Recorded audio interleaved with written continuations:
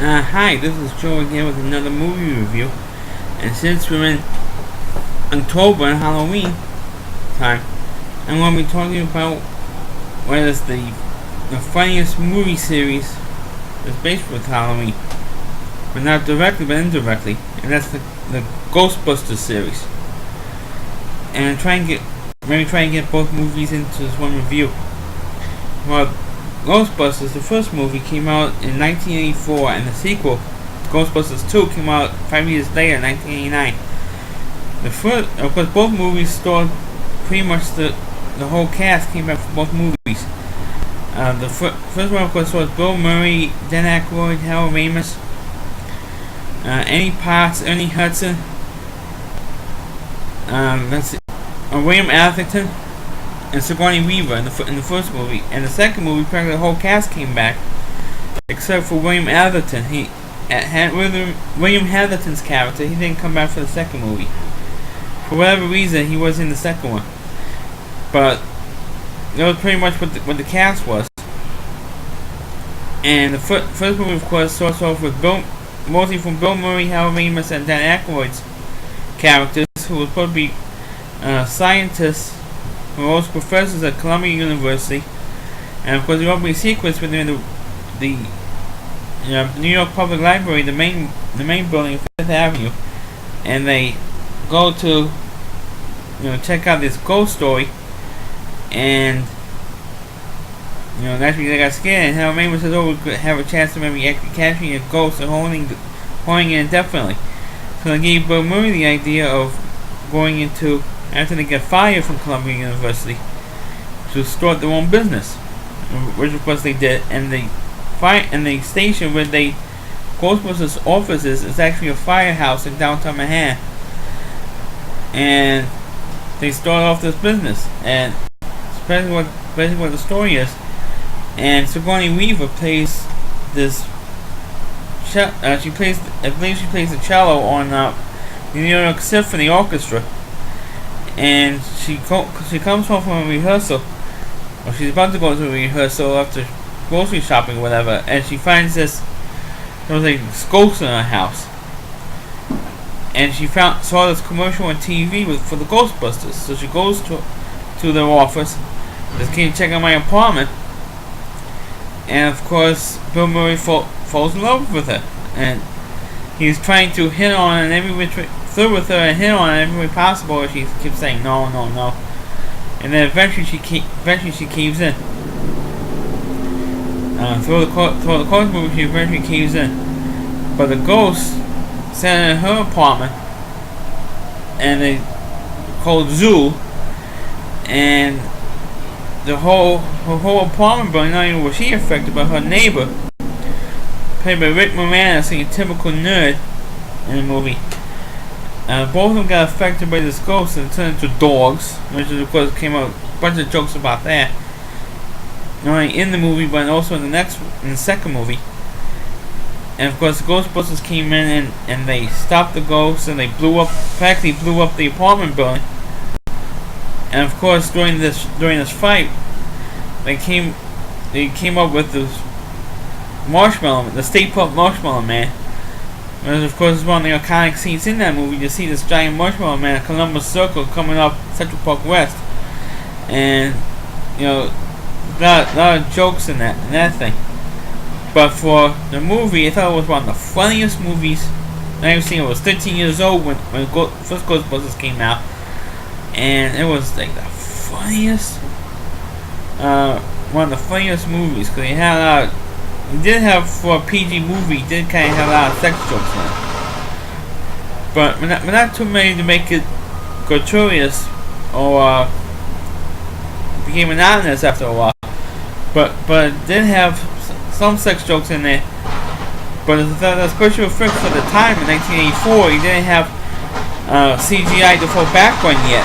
It was just before the CGI era for these movies. Any movie is made during the 80s. You didn't have computer. You had the real basic computer generated special effects in those days.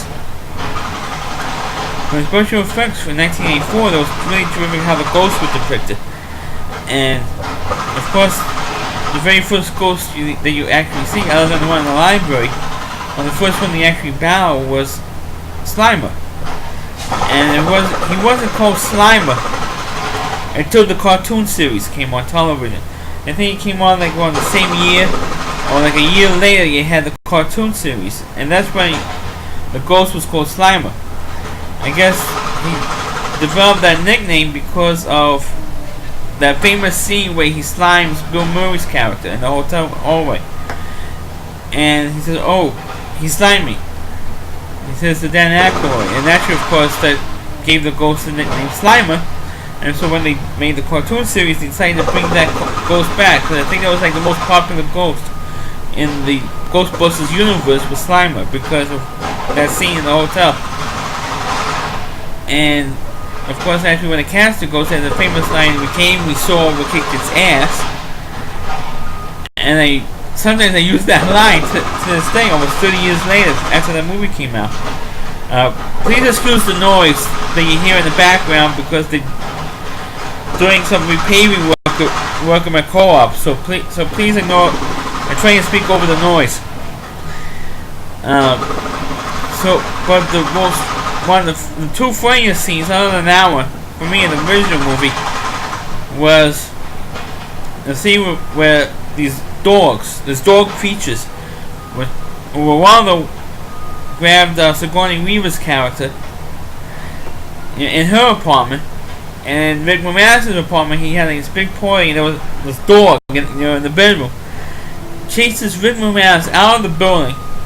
And he goes, "Oh, there's a giant bear on my apartment. There's a bear on my apartment." And Dorman says, "A bear in his apartment?" And here comes this big, ugly thing. Runs out of the apartment, chases Rick Moranis into Central Park. And it was actually Central Park in the picture. It wasn't some set. And he went to Tavern on the Green, the famous Tavern on the Green restaurant. Well, it was still open. And he was banging on the windows. He was, "Let me in, help me, let me in." And actually, the people who were in the restaurant didn't pay any attention to him. And then he turns around and his back is up against the window, and he screams, "Ah!" And he screams, and all the customers in the restaurant, they all turn out the window. And as soon as the screaming stops, they turn back and go back to eating the meal.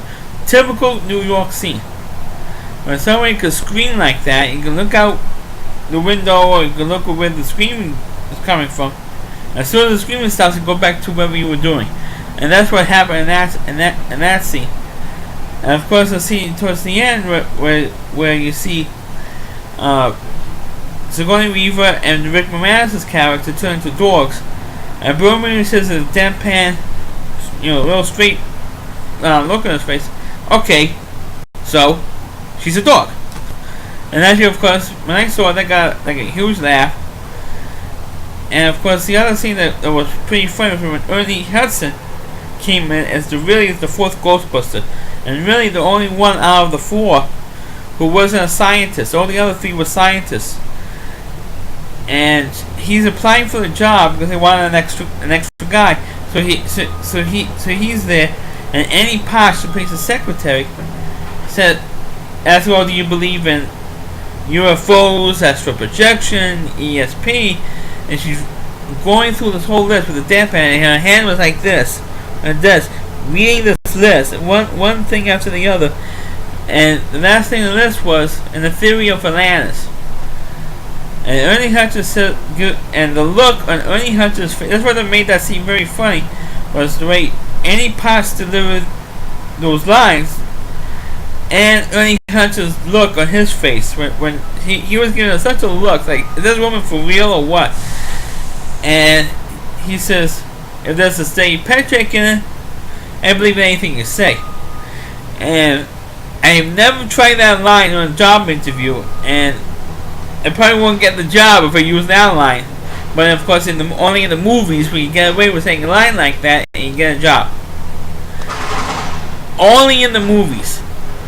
So like I said, I really like the first Ghostbusters movie because it was really the best one out of the two. And of course, I've heard the last couple of years to try and make a third movie, but I don't think it's going to work because it's been so long. It's been almost it's been 24 years since the last movie came out, and I mean it's even longer than the stretch between Rocky 5 and Rocky Balboa. It's a longer. I mean, this stretch is even longer than that, and I don't think it would, work. Sure, the Ghostbusters movies, I think, not even on television that often. And I don't think it's even on. I think maybe once in October they make show the Ghostbusters movies in October. For Halloween. But other than that, these movies very rarely on television, either on cable or on your local stations on the weekends. That they don't really show these movies. But what really was made the movie successful, I think, was not only the movies themselves, but the soundtrack with Ray Parker Jr. doing that song, wrote and performed the Ghostbusters song. And I like the song so much, and I like the movie so much, I actually had that song playing my bar mitzvah. That's how much I like that song. But it was always that song is more popular now, I think, than the movies, because it's always played on Halloween. Some radio stations somewhere particularly in the morning shows, or maybe sometime during the day, but particularly in the morning, they will play Ghostbusters. Either will play Ghostbusters, Thriller, or the Monster Mash. Those three songs will always get played on Halloween. And wherever in the country, there's always those three songs, and it's always popular with me. So that's why I always like Ghostbusters, because of the song. It was funny, and it had a lot of real great deadpan humor. And of course, Dan Aykroyd and Bill Murray used to be, of course, on Saturday Night Live together. And Harold Ramis, who was mostly more of a screenwriter than an actor, but he did act in some movies. And Harold Ramis and Dan Aykroyd co-wrote the movie together. And unfortunately, I don't think Dan Aykroyd wrote any other movies other than Ghostbusters. I don't know any other ones, but those movies that Dan Aykroyd actually co-wrote on. And he should write more comedies, because I thought Ghostbusters was very, very good. It was very different, because whoever thought of this concept could actually work. And so 5 years later, because I guess also because of the success of the cartoon series, they aired not only on ABC, on Saturday mornings on ABC, but also aired on syndication during the week. And I know that Channel 5 here in New York used to show Ghostbusters during the week.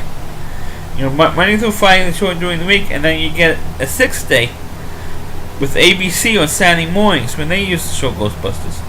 So now the second movie, like I said, came out 5 years later in the summer of '89, which, other than Batman, the original Batman movie, 1989 will always be remembered as the year of the sequel, because just about every other movie during that summer was a sequel. You had the third Indiana Jones movie. You had Star Trek 5. You had a James Bond movie also came out that year. I think one of the Timothy Dalton movies, Bond movies, came out that year. You had I think it's Star Trek 5, which I think I mentioned. You had and also, of course, you also had Ghostbusters 2. And Ghostbusters 2, which I feel is like the worst one out of the two of them. And like I said, pretty much brought back the entire cast. And what happened in Ghostbusters 2 was naturally you have this slime everywhere.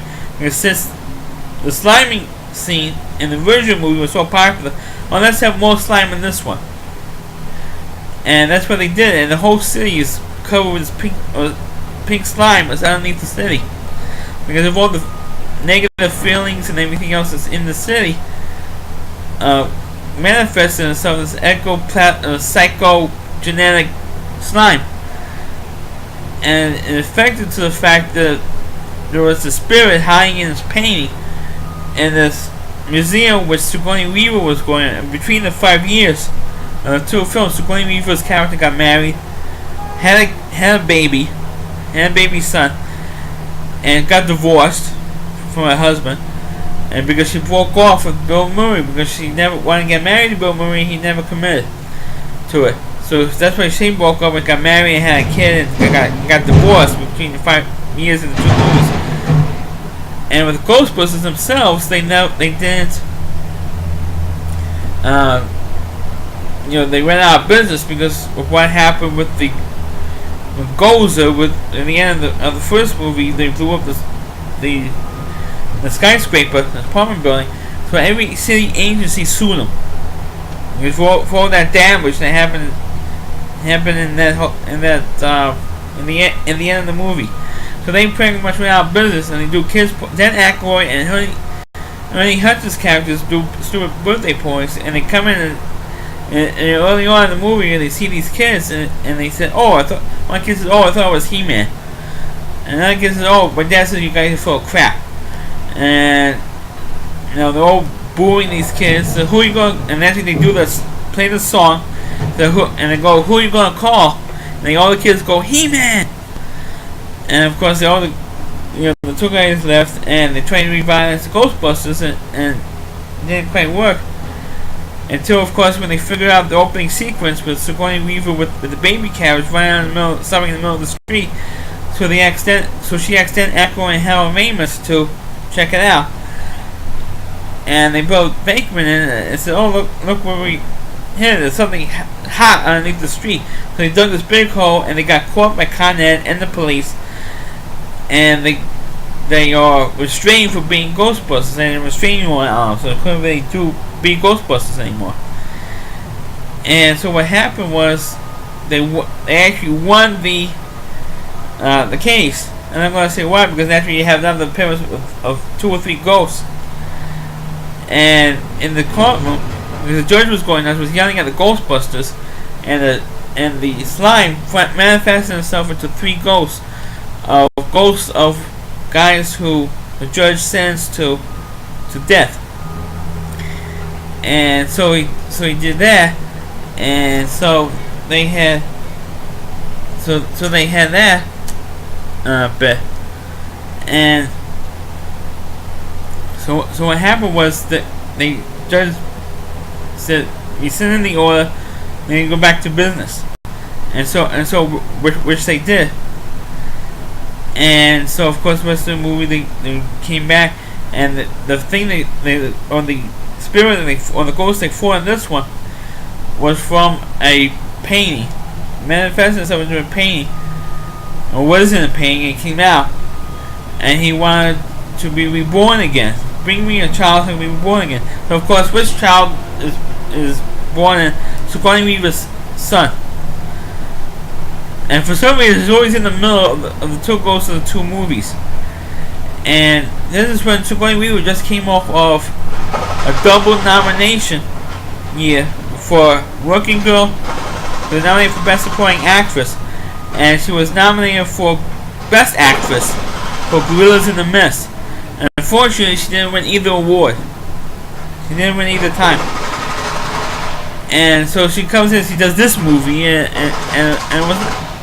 And much like Ghostbusters, this movie was not as good as the first one. And the museum that they used for the museum now houses the American Indian Museum, which is in downtown Manhattan and Bowling Green, which unfortunately at this moment, at the moment I'm doing this video, is closed for this government shutdown. But it's a good museum now. It's right in Bowling Green, so that's in Manhattan. That's what they use for this museum, and so that's where this ghost comes in from. And they battle this ghost, and they had this whole slime shield cream which covers the whole museum. And it looks like a Jello mold. And even Dan Aykroyd says, "Oh, it looks like a Jello mold." And Henry says, "I don't like Jello." But Boomer says, "Oh, hey, there's always room for Jello." It has to say that line. But in Ghostbusters 2, there wasn't really all that many funny scenes in it compared to the first one. The first one had more funny scenes in it, more scenes that you can watch now and still laugh at. The second one, it was like forced humor to me. So, but still, but it is an enjoyable movie. The second one, and if you ever get and actually, of course, what happens at the end, of course, actually they beat the ghost at the end of the movie, like they did in the first one. But who knows if if they ever do get a third movie in, who the heck knows if it's going to be successful. I don't think it will. And it does leave us the two movies alone, and it should be, because actually, of course, you always want to know what happened to those characters, because they're so memorable characters. You always want to remember them. But I don't think it will work. And the second one, you know, it's gotta be pretty bad. But they had Big Slimer in the second movie, and the Slimer is probably like 5 times the size than in the original movie. Because the original movie is maybe like 2 feet tall, maybe 2.5 or maybe 3 feet tall, maybe. And the original goes to the first movie. This one's but maybe like double the size, triple the size of what he was in the original film. And they always trying to throw him in because it was popular. Because I think they really threw him in because of what he did in the first movie, and because of the cartoon series. In the cartoon series, he's there as a mascot for the Ghostbusters in the cartoon series. And of course, the cartoon series was called the Real Ghostbusters, and not the Ghostbusters. It doesn't say Ghostbusters; it says the Real Ghostbusters. Because, like I said, those movies, the first movie was so popular that they actually made 2 competing cartoons, and the one that was just titled Ghostbusters has like this monkey or gorilla in it, and so because of that, and they don't want to get confused with that cartoon, when the Ghostbusters cartoon was made, it was called the Real Ghostbusters, so you know that's the real group. So, I know I'm not talking about the movies all that much in this one, but because I want to get both reviews in there. So please watch both movies if you can. The first one I think still holds up today. The second one maybe not so much. You can say maybe, particularly in the second movie, it was really dated. I feel the second one is more dated than the first one. But in terms of the plot and everything else and the storyline. But I still like both films. First one more than the second one.